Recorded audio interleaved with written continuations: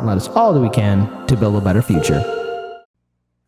So I saved this story for last, especially for this show. But we have to talk about the Democratic Convention because the infighting is starting to take place.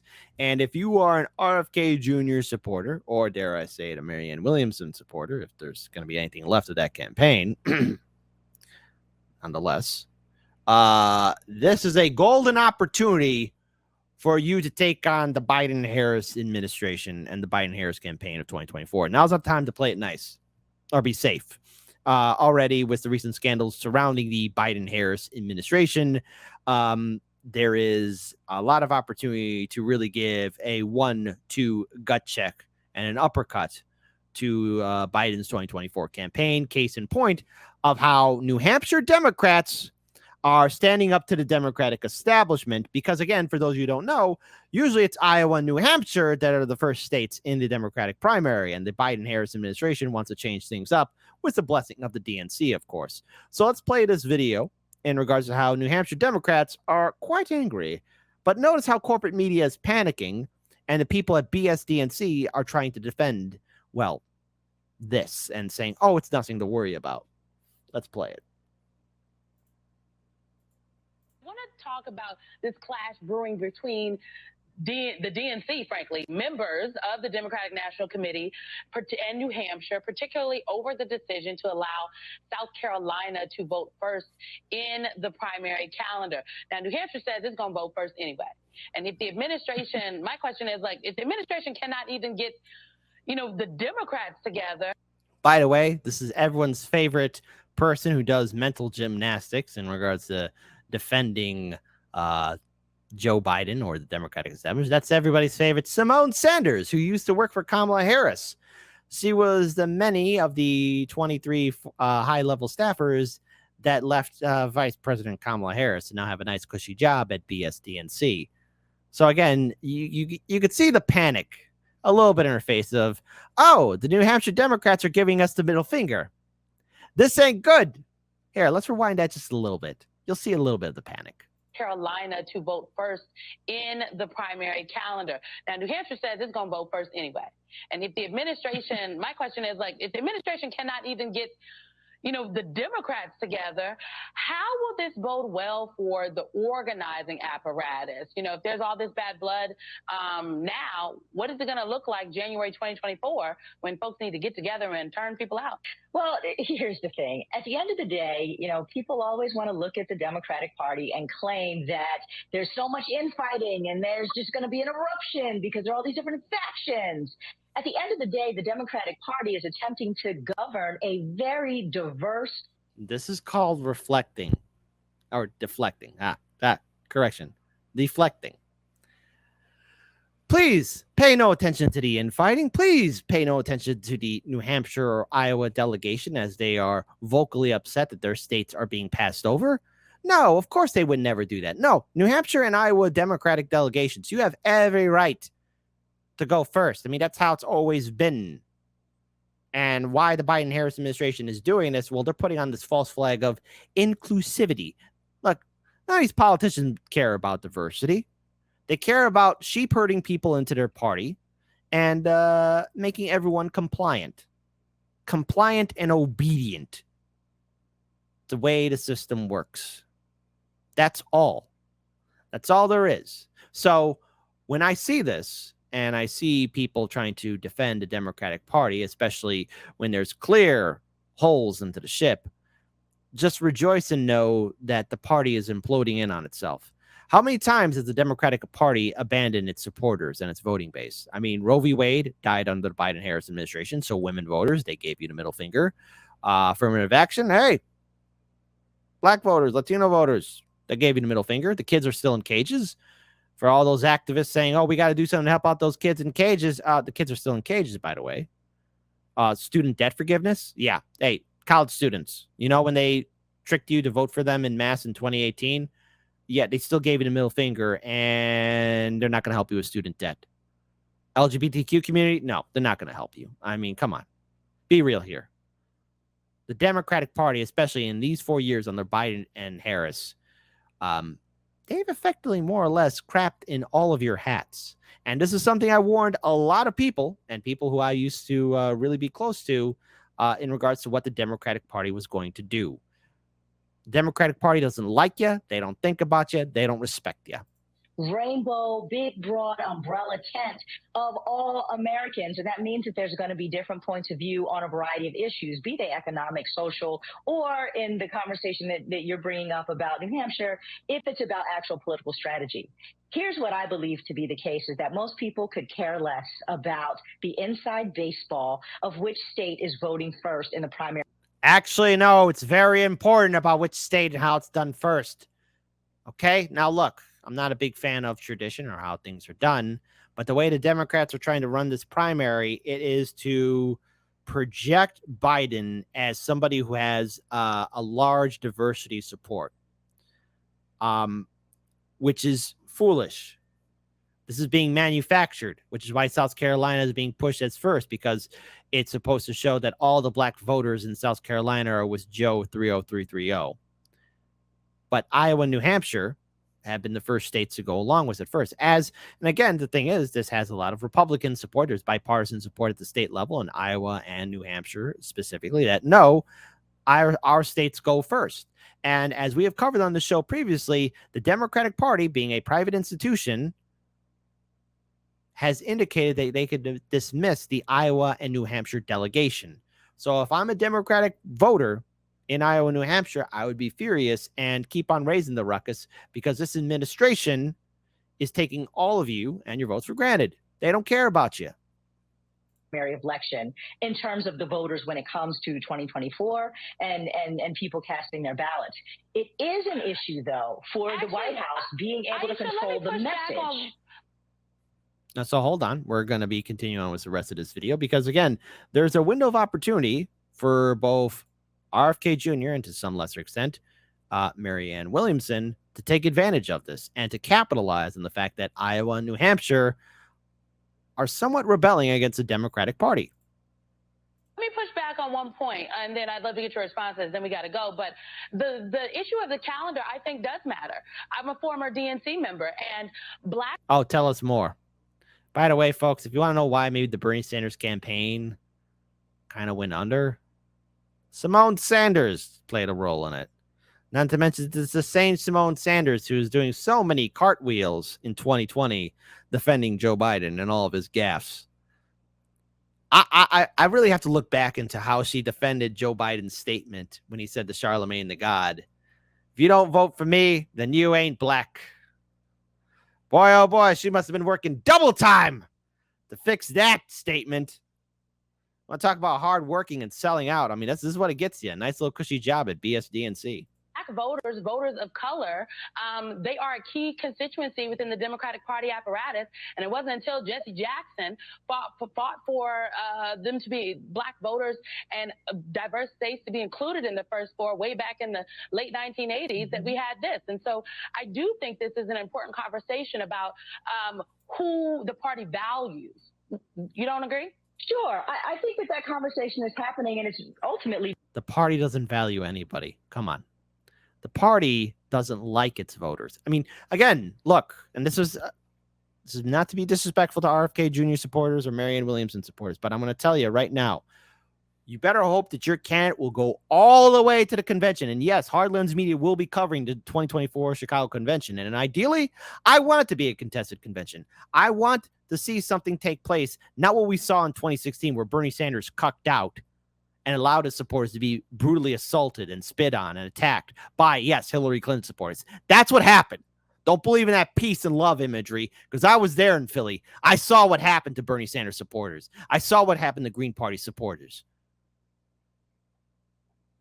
And then even then in 2020. So look, you got to go all the way. The Democratic Party has said that they are a private institution legally. They have said that. The paperwork and receipts are out there. And even in the off chance of an RFK Jr. win or Marianne Williamson win, okay, the Democratic Party can and most likely will say, we don't accept the results. So the key thing is for everyone to keep on fighting and causing the Democratic Party to implode on itself and to showing it what kind of a fraud institution it is. I do wish the best to both campaigns, but in order for there to be a victory, there has to be an aggressive approach. Not talking about your good friend Joe or the good work Democrats can do or how everyone's going to beat Trump. No, it's about taking on the Democratic Party and calling it out for what it is. Been determined that South Carolina is going to go first for all of those reasons. The infighting about whether New Hampshire wants to bucket that is not a conversation that is happening around my kitchen table or anybody else's that I know that is concerned about whether South Carolinians are voting first for the sake of. Oh, you better believe that Iowans and the people in the state of New Hampshire are talking about it. And remember, once the primary ends, there's a general election. And the United States, popular vote means nothing. You want to know what supersedes the popular vote? It's a thing called the Electoral College. You sure you want to lose Iowa and New Hampshire, Democrats? Okay, fine. Or dare I say it, I'll go a step further. People of the great state of Iowa and New Hampshire, don't vote Democrat or Republican. Vote Green or Libertarian. Black voters, and it's signaling something. The point that I was making is that I do think that this is really an opportunity for the White House to control the message around the election. And when you have two states that are bumping heads in this way, what it does is it murkies the news cycle. And it gives us a different conversation to be. Murkies the news cycle? What? People are angry. They're being dismissed. Having in the news cycle than the one that we really should be having, which is about the issues, the electorate, and what matters to the people. There you go, Aisha Mills. All right. Yeah, wow. That doesn't solve anything at all. Because look, here's the thing. The Biden campaign doesn't care about the states or the delegations because you want to know what Joe Biden's going to be doing? Here's what Joe Biden's going to be doing. And again, huge shout out to Case Study QB. Please be sure to follow him on Twitter. He is wrongly being censored. He has a great YouTube channel and Odyssey page as well. Is that really going to be? That's going to be. By the way, just so you all can see it, Joe Biden doesn't feel a need to campaign, only to raise money and govern. So Joe Biden's going to be campaigning in his basement while his son Hunter is walking around the White House. Is the fundraising, is that really going to be, that's going to be the central push for the president this summer? It's going to be that, not campaign events, correct? Absolutely. I still think, and you've reported some of this too, is that Joe Biden doesn't really feel a need to campaign. In fact, he thinks the best sort of campaign event he can be doing right now is to be governing. And now let's talk about governing. Okay, mass inflation, Americans being evicted from their homes and apartments, small businesses being shut down, infrastructure collapsing. Flint, Michigan doesn't have clean drinking water. Lake Michigan is being polluted by heavy industry. The people of East Palestine, Ohio are being contaminated with the after effects of the train derailment. Trains are derailing. Unchecked corruption within his administration. His son, Hunter Biden, and his scandal surrounding the Biden-Harris administration. Vice President Kamala Harris's approval rating is at record lows. Biden's approval rating is somewhat higher, but they are still at record lows. Kamala is doing a horrible job connecting to the American people. We have unchecked war that is taking place. We have no student debt forgiveness, no Medicare for all. Roe v. Wade died under the Biden-Harris administration. Affirmative action died under the Biden-Harris administration. LGBTQ rights are at risk under the Biden-Harris administration. The kids are still in cages. Hey, Rob Reiner, hang on, kids. We're going to get you out of those cages. Yeah, those kids are still in cages. Yeah, awesome job in governing. Hey, let's have democracy in the chat. Type 1 if you think, yeah, Biden's doing a great job not campaigning. He's doing a great job not campaigning. He's just governing and everything's fine. Type 2, like, no, this administration's weak, incompetent, and my life has been absolutely miserable. It's been getting worse. Nothing has fundamentally changed. It has gotten worse. I wonder how the votes will tally out in the live stream chat. I wonder. And to really sort of, let's rewind that just a little bit. Joe Biden doesn't really feel a need to campaign. In fact, he thinks the best sort of campaign event he can be doing right now is to be governing, and to really sort of draw a contrast with this, very, in some ways, just very angry fight on the right. And he can sort of, float above it all. I imagine he's still going to be fundraising really, from really large donors from all the liberal groups on the side, where you can get almost $1 million check with the DNC and the Biden campaign combined. That's going to be the bigger part of his focus rather than campaign rallies. You see that, voters, and vote blue no matter who? It's not about you and your feelings. It's never been about that. It's all about the dollars. And the Democrats are going to be fear-mongering. The Democrats are going to be scaring all of you. And there's an opportunity for RFK Jr. to take advantage of this madness and insanity. But see, again, corporate media is going to be circling around the wagons. You got people like Simone Sanders and people at BSDNC and CNN trying to say that RFK Jr. is a Republican, just like how they did that to Tulsi Gabbard. Remember what they did to Tulsi? You got this stuff here, too, taking place. Let me pull up this video again. Huge shout out to Case Study QB. Be sure to follow him on Twitter. He's doing fantastic work. But yes, there's an opportunity for RFK Jr. to take advantage of this madness and insanity. To give an example of how certain free speech advocates have been hailing this decision, Robert. And now this is in regards towards the recent judicial decision where a judge has said the Biden-Harris administration should not be anywhere near social media. To which I have to say, for RFK Jr. and everybody else, this is good news. I am glad that this is taking place. Robert F. Kennedy Jr., of course, who is challenging Biden in the primary, hailed this decision yesterday. The case, in fact, mentions him. He has pushed several conspiracies about vaccines and the coronavirus pandemic. And he said, "Happy Independence Day," when he tweeted about this yesterday. Yeah. So again, there is an opportunity. There is a serious opportunity for RFK Jr. to be aggressive and to fight and capitalize on the fact that there is massive infighting within the Democratic Party. And again, when you have outlets also like The Atlantic, again, can't talk too much about it because, again, there's a paywall behind it, but they are redoubling and tripling their efforts into smearing anyone outside the Democratic establishment. Now, look, RFK Jr., he has his own establishment surrounding him, but look, just like I did that with Bernie Sanders and Tulsi Gabbard supporters and voters, turns out if you're an RFK Jr. supporter, there's no such thing as an RFK Jr. voter. So if you're going to support RFK Jr., and look, I have a diverse audience watching my show. If you're an RFK Jr. voter, guess what? You don't exist. And Democratic Party is telling you that you don't exist. Isn't that great? You're invisible. Hashtag I'm not here. Oh, man, that'd be something good for the RFK Jr. campaign to capitalize on. Be like, hashtag we're not here. And you just show yourself in mass like there's thousands, millions, you know. That'd be something there. A little free one, just to give the Democratic establishment a middle finger. And yes, Hard Lens Media will be covering the Democratic Convention in 2024. His anti-establishment posturing as is popular. His peculiar policy positions are not. So again, remember, RFK Jr. supporters, you're not real. There's no such thing. Like Bigfoot, Sasquatch, the Loch Ness Monster, Leprechaun, Santa Claus, not real. Robert F. Kennedy Jr. is a man of many misguided ideas. What? He thinks that vaccinations are harmful, that Wi-Fi radiation causes cancer, that chemicals in the water supply are producing gender dysphoria. Most political commentators do not share these ideas, but they have implicitly adopted another of the president's hopeful, questionable notions that Kennedy voters care about Kennedy's ideas and are supporting him because of them. RFK Jr. says things, whether about vaccines causing autism, SSRIs leading to school shootings, or the CIA, deleting his father and uncle, that are described by mainstream media as disinformation ideas that are simply beyond the pale. The political commentator Barry West wrote, but his high polling suggests that many Americans are tuning in to what he has to say, and perhaps they think that we have drawn the lines of debate too narrowly. Okay, so again, the whole article, The Atlantic, just goes into detail probably of how you just don't exist, you're not real, and there's no such thing. Isn't that great? That's how the media views anybody that's outside the system, outside the narrative.